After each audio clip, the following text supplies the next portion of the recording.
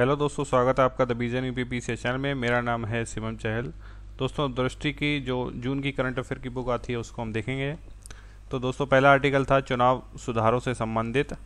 तो देखिए, याद रखिए, जन प्रतिनिधि अधिनियम आया था 1951 में, और उसके बाद में एक कमेटी बनी थी के संथानम, और वो बनी थी 1962 में। सबसे इम्पोर्टेंट जो तीसरी कमेटी है ताराकुंडे, जो कमेटी बनी थी 1975 में। ये कमेटी बहुत बार एग्जाम में पूछी जाती है, के संथानम भी पूछी जाती है, लेकिन तारकुंडे के बारे में ज़्यादा पूछा जाता है। तो याद रखिए, तारकुंडे समिति जो था चुनाव सुधारों से संबंधित है, और ये बनी थी 1975 में। उसके बाद चुनाव सुधारों में सबसे बड़ा सुधार ये किया गया था, 61वां जो संविधान संशोधन हुआ था, तो ये हुआ था 1988 में, और राजीव गांधी के समय में। और उस टाइम जो है इसकी पहले जो वोट डालने की उम्र थी वो 21 साल थी, और उसको घटाकर जो है 18 साल कर दिया गया था। ये एग्ज़ाम में बहुत बार क्वेश्चन पूछा गया है कि कौन से संविधान संशोधन के द्वारा जो है उम्र कम कर दी गई थी वोट डालने की। तो दोस्तों याद रखिए, 61वां संविधान संशोधन था, हुआ था 1988 में, और उम्र जो है 21 थी, घटाकर कर दी थी 18। उसके बाद में चुनाव आयोग से संबंधित जो और कमेटियां हैं उनका नाम है दिनेश गोस्वामी समिति, वोरा समिति तो बहुत क्वेश्चन आता है कि राजनीति अपराधीकरण जो बढ़ रहा था इसमें चुनावों में, राजनीति में, तो उसके ऊपर कौन सी कमेटी बनी है, तो वोरा समिति बनी है। उसके बाद इंद्रजीत गुप्ता समिति बनी है, चुनाव में जो पैसे फंडिंग वगैरह होती है वो कितना गलत तरह का पैसा इसमें लगता है, तो इन सब चीज़ों पे बनी थी। तो याद रखिए, इंद्रजीत गुप्ता समिति, वोरा समिति और दिनेश गोस्वामी समिति भी जो है चुनाव सुधारों से संबंधित है। अगला है ईवीएम के बारे में चर्चा आ रही है, वीवीपैट लगाने की बात आती है, तो ईवीएम के बारे में जान लेते हैं। ईवीएम के ऊपर जब कानून बनाया गया था पहली बार कि ईवीएम का जो है चुनावों में प्रयोग किया जाएगा, तो ये कानून बनाया गया था 1988 में। इस टाइम भी राजीव गांधी के समय की बात है, और ये बहुत बड़ा बदलाव थे इस टाइम के। तो 1988 में इसको मान्यता दी गई, कानून बनाया गया इसके ऊपर। उसके बाद में पहली बार भारत में जो है ईवीएम मशीनों का प्रयोग हुआ था 2000 के इलेक्शन में। ठीक है, 2000 में पहली बार इसका यूज़ हुआ, लेकिन बड़े तौर पे नहीं हुआ। और उसके बाद में पहला इलेक्शन जो था 2004 का, अखिल भारतीय स्तर पर जो है ईवीएम का यूज़ किया गया पहली बार। ठीक है, तो पहली बार यूज़ हुआ 2000 में, और पूरे देश में इसको लागू किया 2004 से। मानसिक स्वास्थ्य अधिनियम ये आया था 1987 में। इसमें 2016 में कुछ जो है बदलाव किए गए हैं, तो मे भी आप पूछा सकता है कि ये कब एक्ट बनाया गया था, तो याद रखिए 1987 में से बनाया गया था। तीस्ता नदी जल विवाद इंपॉर्टेंट है, इसके ऊपर क्वेश्चन आ सकता है, तो याद रखिए तीस्ता के साथ में गंगा, ब्रह्मपुत्र और मेघना। ठीक है, गंगा, ब्रह्मपुत्र, मेघना और तीस्ता, 4 नदियां ऐसी हैं जिनका पानी जो है हम शेयर करते हैं बांग्लादेश के साथ में। तीस्ता तो आगे जाके तीस्ता जो है आगे जाके ब्रह्मपुत्र में मिल जाती है। ठीक है, तो यहाँ पर जो तीस्ता नदी जल विवाद जब हुआ था हमारे और बांग्लादेश के बीच में, तब वहाँ पर हमने बांग्लादेश से समझौता किया था। उसमें 39% जो पानी होता है तीस्ता का वो यूज़ करता है इंडिया, और 36% जो है पानी यूज़ करता है बांग्लादेश। लेकिन अभी जो समझौता हो रहा है उसके थ्रू इंडिया चाहता है कि 48% जो पानी है बांग्लादेश इसका यूज़ करे, और बाकी जो बचेगा इंडिया करेगा, और कुछ पानी को जो है फ्री फ्लो छोड़ दिया जाएगा, उसका यूज़ नहीं किया जाएगा। दोस्तों, बात इंपॉर्टेंट ये है कि इंडिया 48% क्यों देना चाहता है। देखिए, आज जो दक्षिण एशिया की स्थिति ऐसी बन गई है, भारत किसी भी देश के साथ में जो है विवाद नहीं चाहता है। पाकिस्तान के साथ ऑलरेडी हमारे विवाद हैं, अगर बांग्लादेश भी हमारे हाथ से निकल जाएगा तो ये इंडिया की जो है पॉलिसी के लिए ठीक नहीं है। तो इसलिए इंडिया ने कहा है कि 48% पानी जो है हम दे देंगे, तीस्ता नदी जल विवाद है वो हमारा उसके साथ में ना रहे। तो तीस्ता के बारे में जान लेते हैं। पाहुनरी जो ग्लेशियर है, पाहुनरी ग्लेशियर, याद रखिए इसका नाम, पाहुनरी ग्लेशियर से निकलकर सिक्किम के उत्तर से होकर ये पश्चिम बंगाल के जलपाईगुड़ी में वहाँ से गुजरकर जो है बांग्लादेश में ये प्रवेश करती है। तो याद रखिए कहाँ से पाहुनरी ग्लेशियर निकलती है, थ्रो सिक्किम, थ्रो बंगाल, और उसके बाद में ये बांग्लादेश में जो है चली जाती है। अगला इंपॉर्टेंट है बीजा योजना 457 यानी 457 जो है किस देश से संबंधित है, तो याद रखिए ऑस्ट्रेलिया से है। जो बाहरी लोग जाते हैं काम करने के लिए ऑस्ट्रेलिया, तो उनको ये वीज़ा जो है ऑस्ट्रेलिया देता है। तो इसमें क्या है, ऑस्ट्रेलिया ने इस वीज़ा को अब ख़त्म कर दिया है। उसका कहना है कि ठीक है, जो ऑस्ट्रेलिया है प्रवासियों का देश है, लेकिन अगर मेरे यहाँ लोगों को अगर रोज़गार नहीं मिल रहा है तो जाहिर सी बात है मैं बाहर के लोगों को रोज़गार नहीं दे पाऊँगा। ठीक है, तो इसके लिए इन्होंने इस वीज़ा को जो है ख़त्म कर दिया, थोड़ा हाईलाइट में रहा था ये।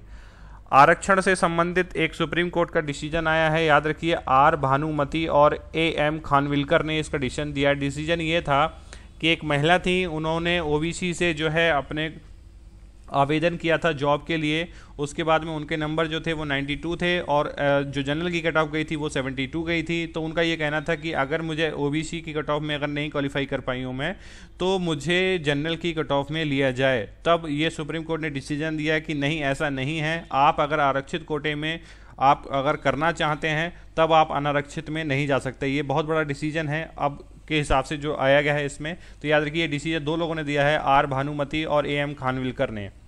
अगला है बीएस। बीएस का मतलब समझ लीजिए भारत स्टेज, इसका मतलब होता है सीधा सीधा। और अभी जो किया गया है 1 अप्रैल 2017 से सुप्रीम कोर्ट ने मना कर दिया था कि VS3 के वाहन भारत में नहीं चलेंगे। तो BS के जो स्टेज हैं वो देख लेते हैं, लेकिन याद रखिए इनके ऊपर डिसीजन देने वाले 2 जज थे, एक का नाम था मदन वी लोकुर और दूसरे का नाम था दीपक गुप्ता। ठीक है, इन लोगों ने डिसीजन इसके ऊपर दिया था। हालांकि पहले सुप्रीम कोर्ट ने जब अपनी गाइडलाइंस जारी की थी तो सुप्रीम कोर्ट ने कहा था कि आप BS3 के जो वाहन हैं वो अपने वाहनों को 2020 तक आप चला सकते हैं। लेकिन अभी हाल ही में जब हमारे प्रदूषण अधिनियम जो बने हुए हैं उनके ऊपर एक कमेटी बनी थी, तो उसने सलाह दी थी कि नहीं, 2020 तक हम इसको नहीं झेल सकते क्योंकि कंडीशन बहुत ज़्यादा ख़राब है। इसलिए उसको डिसीजन को सुप्रीम कोर्ट ने चेंज किया और इस VS3 को जो है 1 अप्रैल 2017 से पहले ही इसके जितने भी वाहन बेचने के लिए कहा था और उसके बाद में इसको जो है बैन कर दिया है। तो याद रखिए, BS2 की जो स्टेज थी हमने फिनिश कर दी थी 2005 में, BS2 ख़त्म कर दिया था 2005 में। फिर हमने उसके बाद में यहाँ से जो VS2 चलता रहा और उसके बाद में जो है VS2 हमने लागू किया था 2005 में। उसके बाद VS3 जो हमने लागू किया था वो किया था 2010 में और हमने अब BS4 लागू कर दिया है 1 अप्रैल 2017 से। ठीक है, तो याद रखिए BS2 लागू हुआ था 2005 में, VS3 2010 में और VS4 हो गया 1 अप्रैल 2017 से। निःशुल्क और अनिवार्य बाल शिक्षा अधिकार अधिनियम जो है 2009 में आया था और ये जो है लागू हो गया है 1 अप्रैल 2010 से। देखिए, मैं इसलिए बता रहा हूँ, इसमें कुछ अभी संशोधन किया गया है, तो संशोधन इंपॉर्टेंट नहीं है, क्यों, इतना हार्ड क्वेश्चन बनता नहीं है, लेकिन इसके ऊपर ये दोनों क्वेश्चन जो मैं बता रहा हूँ आपको, निःशुल्क और अनिवार्य बाल शिक्षा अधिकार अधिनियम कब बनाया गया, 2009 में, और लागू इसको कब किया गया, 1 अप्रैल 2010 से। तो इस क्वेश्चन आता है कि इसको कब से लागू किया गया, तो याद रखिए 2010 से इसको लागू किया गया है। 123वां संविधान संशोधन संबंधित है। संवैधानिक जो है पिछड़ा वर्ग आयोग बनाया जा रहा है। पहले ये संवैधानिक नहीं था, उस पिछले वाले वर्ड को जो है ख़त्म कर दिया गया है।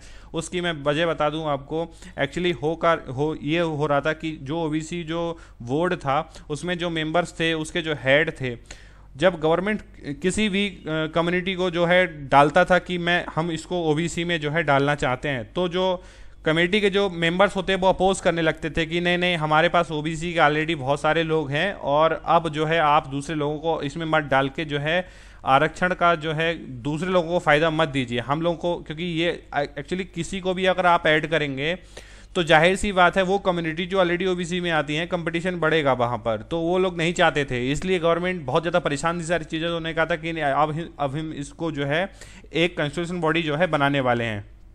तो 123वां संविधान संशोधन जो है वो पिछड़ा वर्ग, संवैधानिक पिछड़ा वर्ग जो आयोग बनाया जाएगा उससे है। और इस पे जो है मेरे ख्याल से कि 2019 के इलेक्शन होने से पहले ही संवैधानिक पिछड़ा वर्ग आयोग जो है प्रधानमंत्री मोदी 100% इसको बना देंगे। मोटर वाहन अधिनियम जो है आया था 1988 में, इसमें कुछ संशोधन हुआ है 2016 में। तो मे भी ये पूछा सकता है कि कब आया था ये। उड़ान जो उड़े देश का आम नागरिक, ये टैगलाइन आप याद रखिए, जब भी क्वेश्चन आएगा तो इस पर जरूर ये टैगलाइन जरूर पूछी जाएगी। 27 अप्रैल 2017 से जो है शिमला से प्रधानमंत्री मोदी ने इसकी शुरुआत की। उसकी वजह ये हिमाचल प्रदेश में इलेक्शन आने वाला है, तो जहां पर इलेक्शन होता है प्रधानमंत्री मोदी वहां से ही कुछ ना कुछ शुरू करने वाले होते हैं। तो याद रखिए शिमला से इसकी शुरुआत की गई है। और ये जो है इंटरकनेक्टिविटी बढ़ाने के लिए जो अपने देश के अंदर, तो याद रखिए 70 हवाई अड्डे जो हैं उनको आपस में एक दूसरे से जोड़ा जाएगा। 500 किलोमीटर की जो हमारी दूरी होगी वो 30 मिनट के अंदर कवर होगी और उसका जो प्राइस होगा वो होगा 2500 रुपया। मालवीय समिति जो है गंगा अधिनियम प्रारूप से संबंधित है, इसके ऊपर प्रारूप बनाया है। तो इन्होंने गिरधर मालवीय इनका नाम है, इन्होंने इस समिति इनके ऊपर समिति गठित की गई है। इंडिया भ्रष्टाचार स्टडी रिपोर्ट आई है, तो भारत में राज्यों की स्थिति बताइए कि भाई कौन कितना करप्ट है। तो याद रखिए कर्नाटक देश का सबसे करप्ट, और कर्नाटक सिमिलर हो रहा है, ठीक है, याद रखना ऐसे कि कर्नाटक जो है देश का सबसे भ्रष्ट है। उसके बाद आंध्र प्रदेश चले जाइए, उसके बाद अम्मा के राज्य चले जाते हैं तमिलनाडु, ठीक है। तो ये तीनों लोग लाइन से हैं इसमें। उसके बाद सबसे कम भ्रष्ट जो राज्य है वो है हिमाचल प्रदेश, केरला एंड छत्तीसगढ़। छत्तीसगढ़ थोड़ा शॉकिंग था यहाँ पे। यात्रा व पर्यटन स्पर्धा 2017 की रिपोर्ट उसमें जारी हुई, तो स्पेन दुनिया का जो ऐसा गंतव्य देश है जहाँ पर सबसे ज़्यादा लोग जो है विजिट करने जाते हैं पर्यटन के हिसाब से, और भारत को इसमें रैंक मिली है 40। कारोबार में भ्रष्टाचार में भारत की जो रैंक है वो 9वीं है। यहाँ से मैं बिल गेट्स की एक बात को कोड करता हूँ कि बिल गेट्स कहते थे कि जितनी टिप जो है एक रेस्टोरेंट में दी जाती है, इंडियंस इतना जो है करप्शन करते हैं किसी चीज़ को पास करने के लिए। तो करप्शन में जो है 9th रैंक है इंडिया की। Global energy architecture performance index report 2017 जारी हुई है, उसमें स्विट्जरलैंड नंबर 1 है और भारत को 87वीं रैंक इसमें दी गई है। अंतर संसदीय संघ की 136वीं बैठक हुई है ढाका में, और भारत की तरफ से इसमें सुमित्रा महाजन जो है भाग लेने गई थी। भारत और फ्रांस के बीच में हाई स्पीड रेल समझौता हुआ है। International north south transportation corridor, दोस्तों ये इंपॉर्टेंट है, याद रखिए, international north south transportation corridor. ये कॉरिडोर बेसिकली हमारे यहाँ जब वन बेल्ट वन रोड के ऊपर जब चाइना ने ये बनाना शुरू किया, तो हालांकि इंडिया ने इसकी शुरुआत बहुत पहले 2001 से जो है हमारी इसके ऊपर बात चल रही थी, लेकिन 2001 से लेकर 2014 तक ये ठंडे बस्ती में पड़ा रहा। उसकी वजह ये थी कि भारत का व्यापार से कोई ज़्यादा लेना देना था नहीं दूसरे देशों में, ठीक है। लेकिन अब ये जाके बहुत ज़्यादा मस्ट बन रहा है। जब चाइना ओवर को इतना प्रेजेंट कर रहा है दुनिया में, तो इंडिया को भी कुछ करना चाहिए अपनी तरफ से। तो अभी ये हाईलाइट में रहा थोड़े दिन के लिए, और उसकी वजह यही थी, तो चाइना इससे थोड़ा नाराज़ भी हुआ था कि हमने क्योंकि वन बेल्ट वन रोड बताया, तो इंडिया जो है international north south transportation corridor को जो है बढ़ावा दे रहा है हमारे विरोध में, जबकि ऐसा नहीं है। वो अपना व्यापार कर रहा है, हमें अपना कर रहा है। तो इस वाले जो कॉरिडोर है इसमें यूज़ होगा समुद्र का, रेल का और सड़क का। देखिए सबसे जो इधर का इसका एरिया है, एंड एरिया है, जो होगा भारत का मुंबई, और लास्ट में जाएगा यूरोप तक, ठीक है। तो यहाँ से व्यापार की शुरुआत ऐसी होगी कि मुंबई के कांडला से जब ये जाएगा तो ये ईरान के बंदर अब्बास जाएगा, और वहाँ पर जाकर वाई थ्रू रोड के ये जाएगा मध्य एशिया से, और उसके बाद में वाई ट्रेन रशिया और यूरोप को इससे जोड़ेगा, ठीक है। तो 2000 से ही इसका जो है शुरुआत हुई थी, लेकिन प्रभाव में इतना नहीं था, लेकिन इंडिया को अब ये करना ही पड़ रहा है। उसका टामाक जो क्रूज मिसाइल्स हैं सीरिया में 59 जो है क्रूज मिसाइल्स को यूएस ने दागा था, तब ये हाईलाइट में आई थी। याद रखिए पूछा सकता है किस देश से संबंधित हैं, तो देखिए यूएसए की हैं। V61 12 ग्रेविटी बम जो है अमेरिका का है, और इसने अभी इसका यूज़ किया है। मॉब आया था मदर ऑफ ऑल बम जो है अफगानिस्तान की सीमा और पाकिस्तान की सीमा के बीच में जो है यूएसए ने इसका यूज़ किया था। और FOB यानी फादर ऑफ ऑल बम जो है ये रशिया का है। यूएन के 2 संस्था हैं जिनके लिए भारत इस साल जो है निर्वाचित हुआ है। पहला है United Nation economic and social council, and दूसरा है committee for programmes and coordination, ठीक है। तो इन दोनों के लिए भारत जो है इस साल इलेक्टेड हो गया है। नाटो में 29वां सदस्य जो है बन गया है मोंटेनेग्रो। और नाटो के बारे में अगर हम जानें तो नाटो की शुरुआत हुई थी 1948 में, ब्रुसेल्स संधि हुई थी, ब्रुसेल कैपिटल है बेल्जियम की। तो नाटो की शुरुआत करने वाले जो देश थे वो थे Belgium, Netherland, Britain, France and Luxembourg, ठीक है। तो इन 5 देशों ने मिलकर जो है नाटो की शुरुआत की थी। तब इसका नाम जो है नाटो नहीं रखा गया था, लेकिन तब इसको ब्रुसेल संधि के नाम से थोड़ा जाना गया। लेकिन उसके बाद 1949 में अमेरिका के जब शामिल होने के बाद में इसको जो है नाटो नाम घोषित किया गया, क्योंकि और भी देश जो थे अमेरिका ने अपने अलायंस थे उनको जो है इसमें मिलाया। तो नाटो में अगर क्वेश्चन हमारे पास बनेगा तो 2 क्वेश्चन बनता है कि नाटो में इनमें से कौन सा देश शामिल नहीं है। तो याद रखिए ना तो स्विट्जरलैंड इसमें शामिल है और ना ही ऑस्ट्रिया और स्विट्जरलैंड, इसमें दोनों शामिल नहीं है। तो मे भी कंफ्यूज करने की कोशिश की जाएगी ऑस्ट्रेलिया और ऑस्ट्रिया में और आपको स्विट्जरलैंड में। तो याद रखिए स्विट्जरलैंड और ऑस्ट्रिया इसमें शामिल नहीं है नाटो में। अगला है बिटकॉइन के बारे में चर्चित है ये, तो यूपीएससी भी लगातार क्वेश्चन पूछता रहता है इस पर। तो बिटकॉइन के बारे में जान सकते हैं। दिनेश शर्मा समिति भारत ने गठित की है बिटकॉइन के बारे में जानने के लिए कि ये कितना ठीक है भारत में भी गैर कानूनी है, इतना अच्छा यूज़ भारत में इसका नहीं है। सरकार की तरफ से ऐसी कोई मानता नहीं है कि बिटकॉइन जो है भारत में लीगल है, ठीक है, इसलिए एक तरह से माना जा सकता है कि भारत में ये इलीगल ही है। तो 2000 इस बिटकॉइन की शुरुआत हुई थी 2008 में। सांतोशी नाकामोटो जो है ये व्यक्ति है जापान का जिसने इसकी शुरुआत की थी। बीच में कुछ दिन पहले आया था, एक कैनेडियन था, तो उसने नाम दे दिया कि भाई मैंने बिटकॉइन बनाया है, तो ऐसा नहीं है, वो बाद में फेल हो गया क्योंकि वो बिटकॉइन का सिद्धांत नहीं दे पाया था। तो बाद में फाइनली पता लगा दुनिया को, सांतोशी नाकामोटो जो है 2008 में बिटकॉइन इन्हीं के द्वारा ईजाद किया गया है। तो बिटकॉइन के बारे में कुछ सीरियस बातें जान लेते हैं। 76,000 रुपये अगर हम देखें इंडियन रुपीज़ के हिसाब से, तो एक बिटकॉइन इजकल टू होता है 76,000 रुपीज़।